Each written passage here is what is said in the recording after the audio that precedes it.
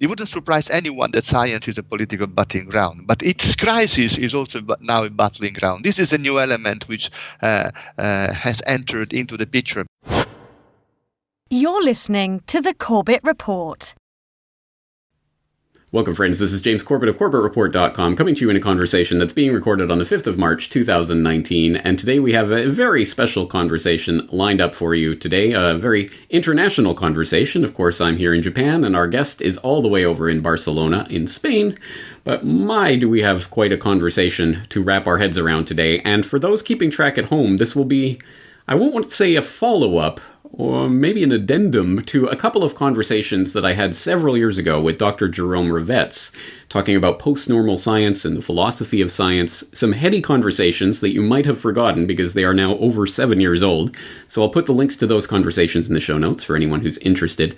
But today we're talking to Professor Andrea Saltelli, who is available at andreasaltelli.eu, and I will put that link in the show notes as well, including a link to a very important book that I read recently that I think is very much pertaining to the concept of the crisis of science that we've talked about recently here on the Corbett Report. The book is The Rightful Place of Science, Science on the Verge, and we'll also be talking about a couple of papers that Professor Saltelli has written.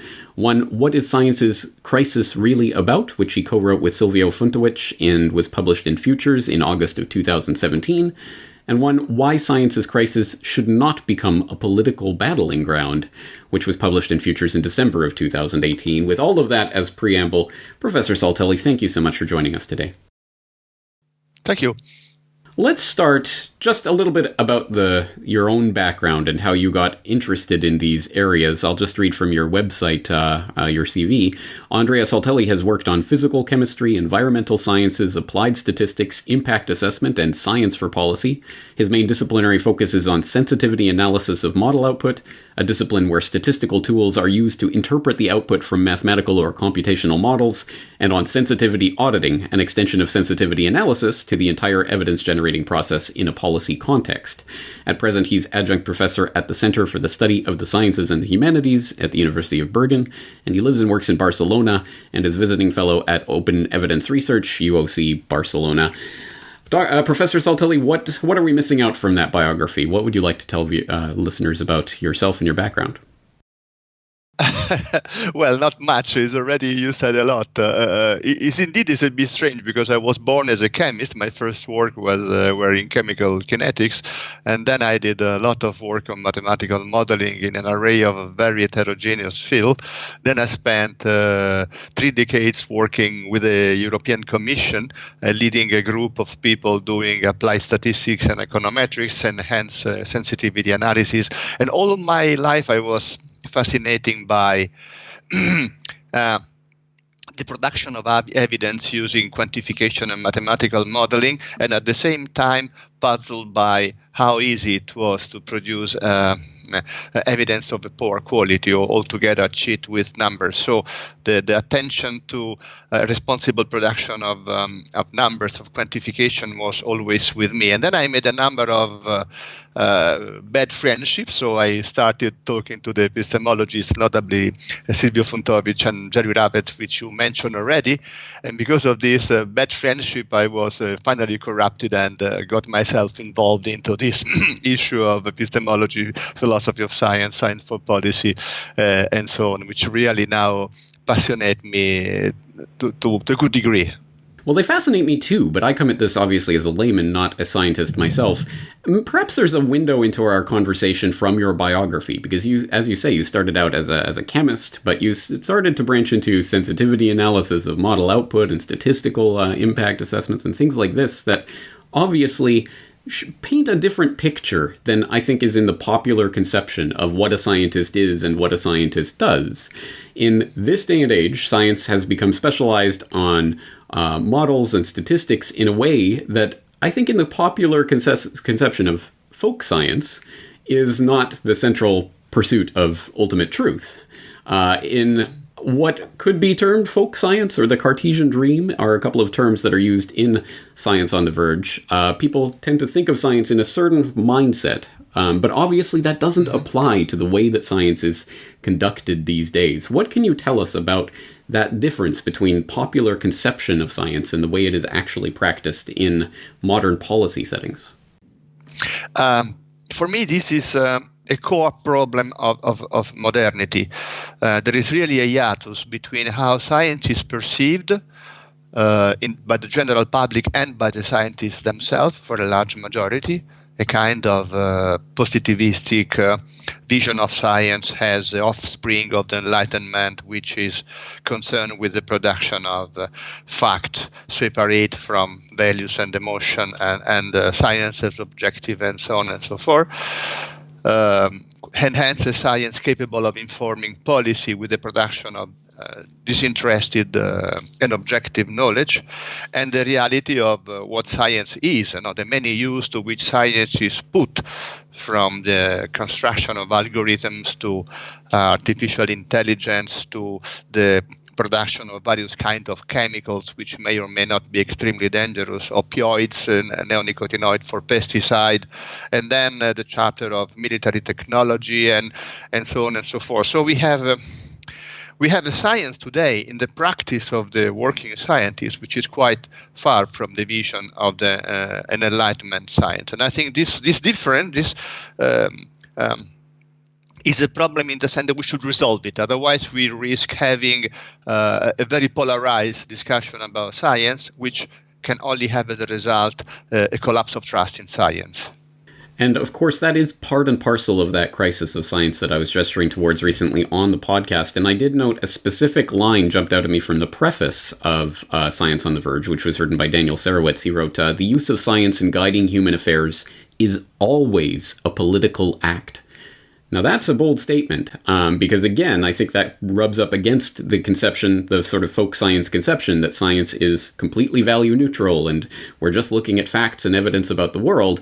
But the use of science in guiding human affairs is always a political act. What does that mean in the modern context where we're dealing with such incredibly important matters that have policy implications for everyone around the globe? Well, it's a long chain of consideration which should be put down there. A first one is, even when we are talking about a simple piece of datum, as Jerry Ravetz writes in one of his early books, before a single datum is collected, a lot of the work has already been done by way of framing the problem, defining what is that needs to be tackled and how it can be measured, and so on and so forth. So when the social scientists say that data or evidence is a result of a social construction, this doesn't mean that this is arbitrary. It's simply what it means. It's the result of a negotiation and social construction. But unfortunately, there is because of this positivism or neopositivism very often found in natural sciences, and this tendency to regard this as a dangerous intrusion of social sciences into natural sciences, so that, for instance, typically you may know natural scientists strongly resent being the subject of study from the social sciences when they go there as anthropologists and measure what science in action actually does, following the title of a famous book of Bruno Latour. So there is this kind of science war, always boiling in the underground, which make this conversation a bit difficult, because if it were not for that, the idea that science the production of evidence for policy is a political affair would be a no-brainer, of course, because not only you have the datum, but then the datum becomes evident, and then the evidence must be constructed as an argument. And this is not something which a policymaker does by himself. He does it with a scientist. So obviously, it's a high political affair.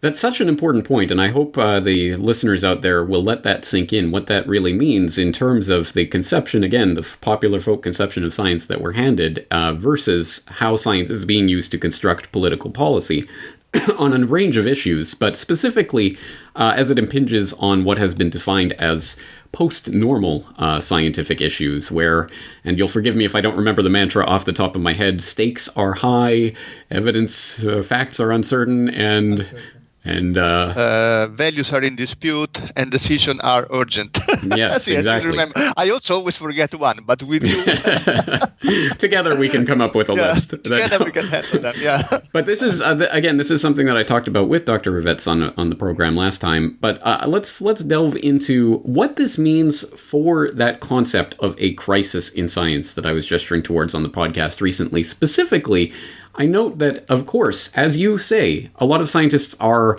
resistant against this type of examination of the process of knowledge production through scientific research and how that is done, because they have a lot invested in the system as it exists. And like I assume most people don't want people peeking under the hood of how the sausage is really made. So exactly. So let's talk about the pushback that this concept of a crisis in science has gotten over the past decade, with some people denying that there is any sort of problem at all, and then others trying to overplay certain aspects of that crisis. What is your take on this? Is there a crisis in science, and what is that crisis? I think that the diagnosis of the crisis in science was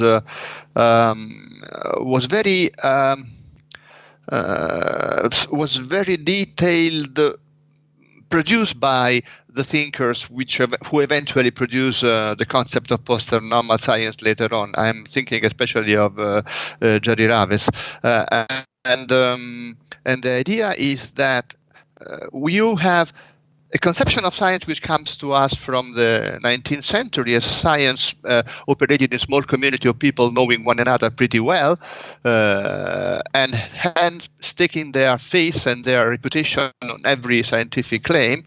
And then all of a sudden, we find ourselves submerged in a work where zillions of scientific papers are produced. We don't know one another. We only know our impact factor. What Jerry Raves realized is that this shift from this transformation in the social fabric of the making of science would have important consequences, especially in relation to the quality control arrangement. Because if you and I work in the same field and we know personally one another, we have a high interest to defend our image and to make sure that we don't say anything rash or incomplete or inaccurate.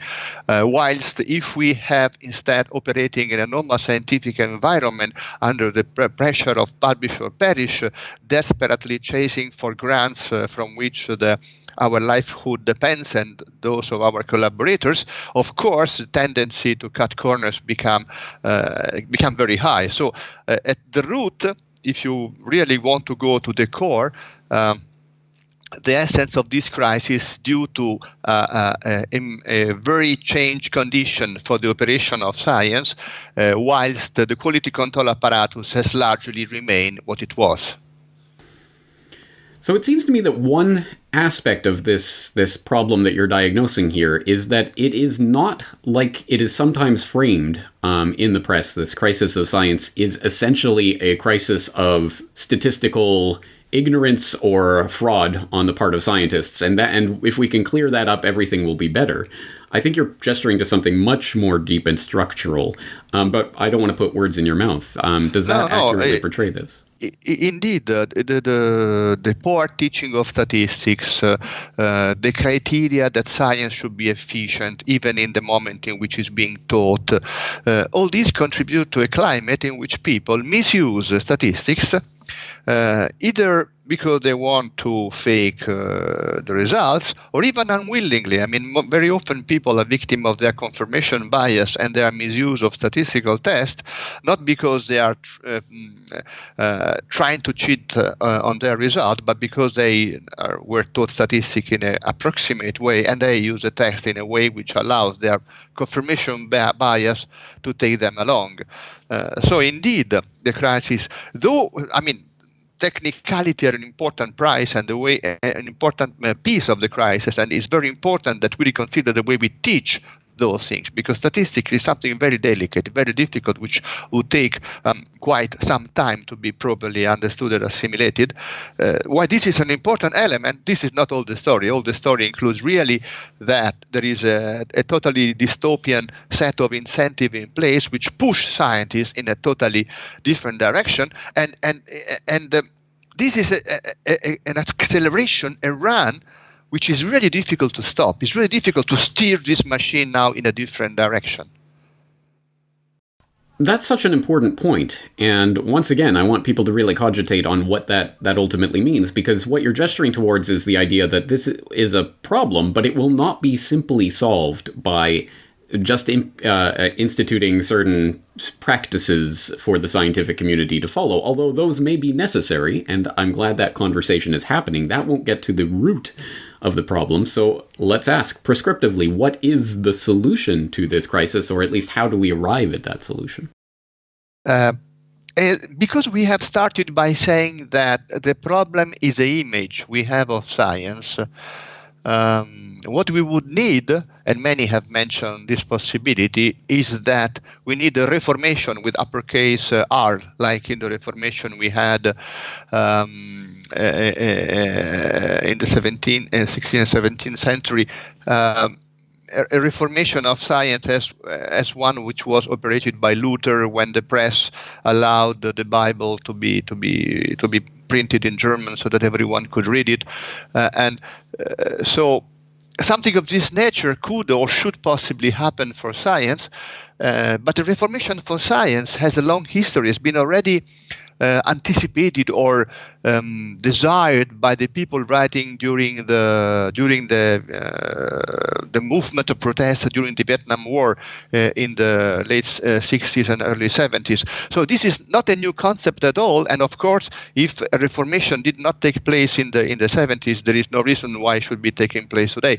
So on one hand, we need to reform science. On the other, we are fully aware that such a reformation is not behind the corner. So if you ask me what is a strategy to tackle this, I would say this is very much into the personal sphere of action. So each individual scientist had to take upon himself to fight various instances of methodological corruption, power struggle and asymmetry of information in the making of science for policy, because a very important element of science for policy is that it can be purchased. So those who have more money can more easily buy information and evidence for making their own policy heard, and scientists can play a role there by fighting those asymmetry.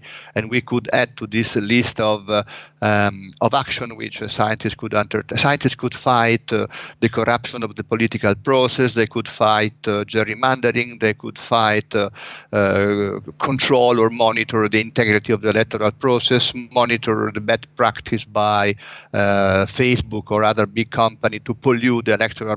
There is a lot which scientists can actively do to defend the integrity of science. But this, I would say, is more of a movement of resistance than the actual making of the reformation.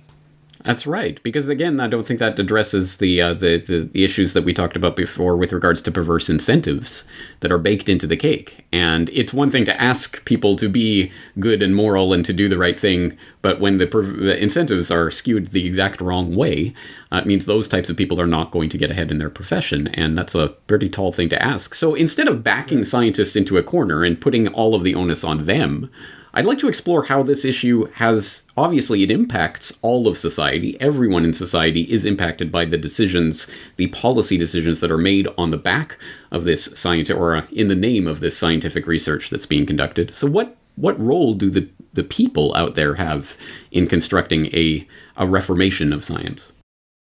Let me say one thing. In the moment in which a scientist engages in a reformation, him or herself, he or she is not being a saint. And as you correctly said, he or she will not be out of the trap of being forced to follow the drift of the present trend of a system of perverse incentive. Imagine you are a scientist and you have people working for you, a postdoctoral student or the like. What would you encourage them to do? To never publish unless they are super certain of the quality of their result, their career will be quickly terminated. I mean, you really have difficulties to navigate those waters. So even if you perceive yourself as belonging to a movement of resistance, this does not mean that you will behave as a saint and you will have to come to compromise. And the most important things would be to be aware of the contradiction you are living. I think this is a very important point. For the general public, I would say that I'm really sad to see how easily we are being driven into a status of continuous confusion and distraction, and more people, and I especially talk about young people, are led to believe all sorts of conspiracy theories, and this is a result really of this kind of letting go of what young people call official science. No, so if science insists in portraying an image of itself which is wrong, you will not be surprised that people reject it altogether. You know, the baby with the dirty water, and they fall prey of all kind of sort of conspiracy. This should be resisted, because if we let go of science, really, what is left?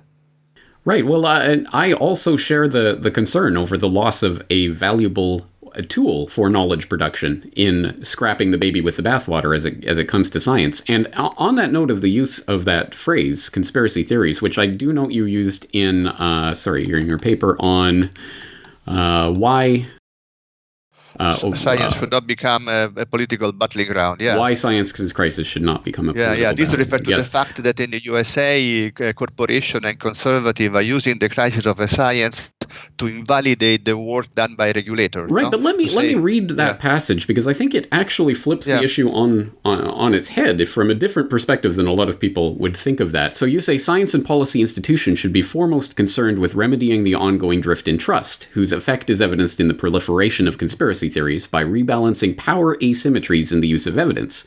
At present, the actors with the deepest pockets can buy the science they need, frame issues according to specific agendas, and enforce these on the rest of society.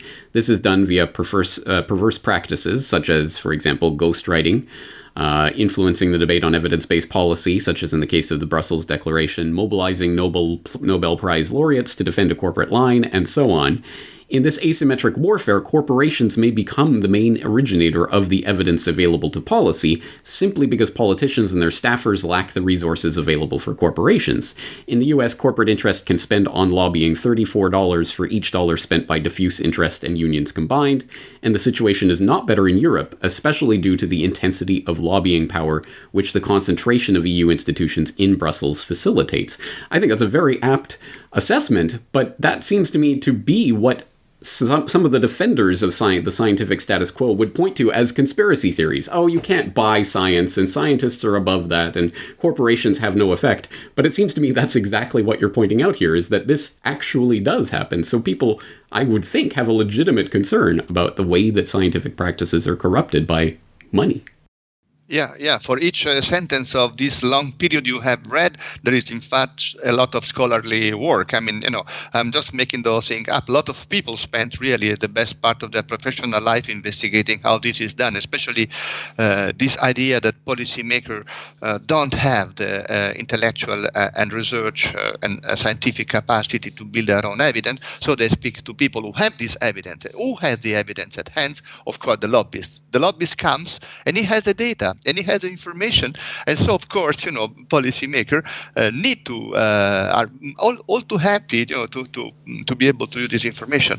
No, I would say that the public need to be to devote a bit more attention to all this, not to the effect of losing trust in science, but to gain some kind of circumspection, in the way they appreciate science. Also because otherwise science becomes a matter of jokes. Now they make jokes about, a new study demonstrates that if you eat chocolate, you lose weight. And narrative in the nutritional science, this is now becoming really the subject of jokes. So if science has not to become the subject of satire and of jokes, the public also need to, while holding science in respect, to develop a certain level of circumspection in the image of science, in their use of scientific evidence. Right, discernment over what actually constitutes a valid argument from a scientific perspective and what doesn't. But in some ways, again, that throws it back in the public's face, which is another tactic that is used in this situation to try to defend the status quo. Oh, the public are just ignorant. They don't understand science, and they're getting it all wrong. They have these crazy conspiracy theories, and let's ignore the public's input on this. Whereas I think something that's gestured to in Science on the Verge on a number of different occasions in that book is the idea of a more participatory construction of scientific knowledge that involves drawing in knowledge bases from outside of strictly scientific disciplines that involve local and regional understandings and things that might not be part of the scientific framing of a question, but might have relevance on that question. I'm not sure I'm articulating this in a very specific way, but I think that's yes. the thing that I see gestured towards in your book. Sisi, you have said it very, very clearly. This is a concept of extended peer community formulated by post-normal science, but post-normal science was not inventing anything new. I mean, the same concept was articulated by various historians and philosophers of science. I remember a very cogent page from Paul Feyerabend where you said that experts are only expert in a certain domain and they become ignorant in another domain. So if you allow public to participate to a debate among experts, the first thing which the public will realize is the experts are themselves non-expert. And this realization of the public, of the non-expertise, of the limits of the expertise of the experts, is an important element of maturation. No? So all this goes under something called the democratization of expertise, in a sense, tendency, which is not really a magic wand to solve all problems. If you look at what post-normal says, it says preciously little about then how this is done. It's more the idea that you may avoid serious errors by going in this way, rather than this way being the tool to find the optimal solution. We are biased by an idea that science helps you to find optimal solution in the space of multi-possibility.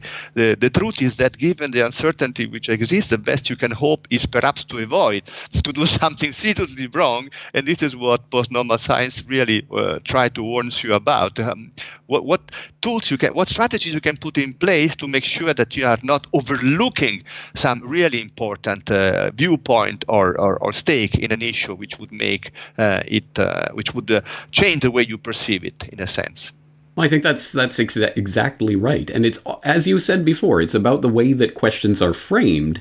It determines to a large extent the way that they are answered. So if we are framing an acid rain as a risk, as a health risk, then that changes it as opposed to looking at it as pollution that needs to be taken care of. And those two very different methods of understanding the problem lead to very different policy outcomes.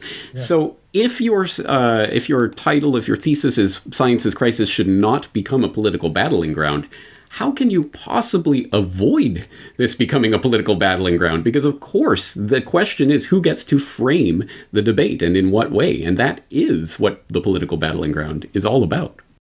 Yeah, you have a point. You have a point. My title was indeed a provocation. In fact, it cannot not become a political battleground. But I was trying to draw attention on the fact that this is being the case. So it's not science. The crisis of science itself. So it wouldn't surprise anyone that science is a political battling ground. But its crisis is also now a battling ground. This is a new element which has entered into the picture. Because beforehand, those people who wanted to contest science use ideas of transparency, accessibility, validation. But now with the crisis, the same people really have an extra weapon. They can say not only this science is obscure or non-transparent, but this science is also wrong. No, and hence you cannot regulate on the quality of water, on the quality of air. So this is really a push against regulator in order to allow, of course, higher level of contamination and pollution and emission.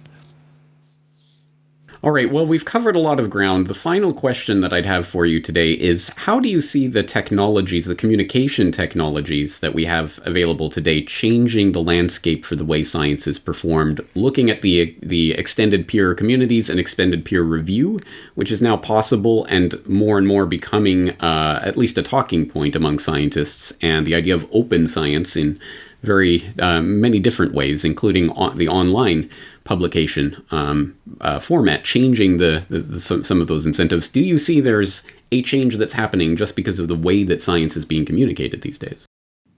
Well, something we say very clearly in our article is that not all disciplines are the same when it comes to the crisis of science. And we always said that there are disciplines like high energy physics, astrophysics, and other disciplines which were better at defending themselves against this structure of perverse incentive. And not by accident. Very often when you see disciplines being a virtuous example, it's because these disciplines are still operate within communities where everyone knows everyone else, and so there is really this element.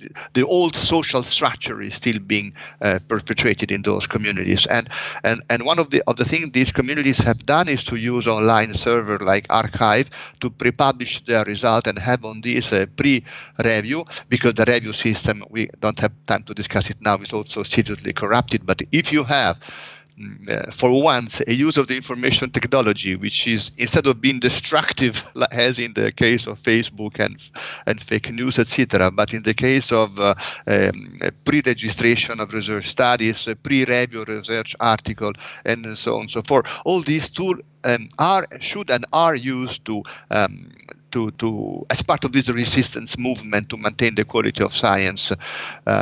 So I really have the highest admiration and respect for the people who operate this system, like the people operating alltrials.net, to have the people operating in the psychology, the activity of Brian Nosek and people like him, the people manning Retraction Watch, studying what's happening, keeping an eye on what publishers are doing. So I really think there is a lot of people doing quite a good deal of good work out there to put some line of resistance against this kind of devastating crisis we are living. There's a lot to think about, and we've only scraped the surface of it. Entire books could be written about this, and they have. So once again, we're going to direct people to Science on the Verge. I'll put the link, as I say, to your website, to Science on the Verge, to the two papers that we referenced today. Are there any other things that you'd like to direct people's attention to today? Well, I think that over a broader context, the crisis of science, the crisis of technology in those aspects of technology which we might perceive as runaway, so a technology which we no longer control. The crisis of democratic representation, which is evident when we realize that the quality of the electoral process is being tampered with, and we see the insurgence of authoritarianism and populism. So the political crisis, the technological concern, crisis on science. I believe all these elements are very much linked to one another, with a lot of feedback loops and positive feedback loop and reinforcing system loops. For instance, a society which increasingly depends on expert because it's ever more complex, generate the kind of resentment against those experts, which in turn aliments the collapse of trust, which we're mentioning before. So this, those systems are really coupled with one another and interacting in many ways which are dangerous. So I believe that scientists have responsibility not only for their own inner house, to keep their house in order and to resist to the corruption, methodological corruption and all that, but also in relation to this other system, the politics and the society and the technology. They really should be very careful that they also there hold important responsibilities. All right, some very interesting material that will take some time to ponder. I hope people will let this conversation sink in and maybe watch it again if they didn't pick up all of this. And of course, pick up a copy of Science on the Verge. Professor Andrea Saltelli, we'll leave it there for today. Thank you very much. Thank you very much for your time.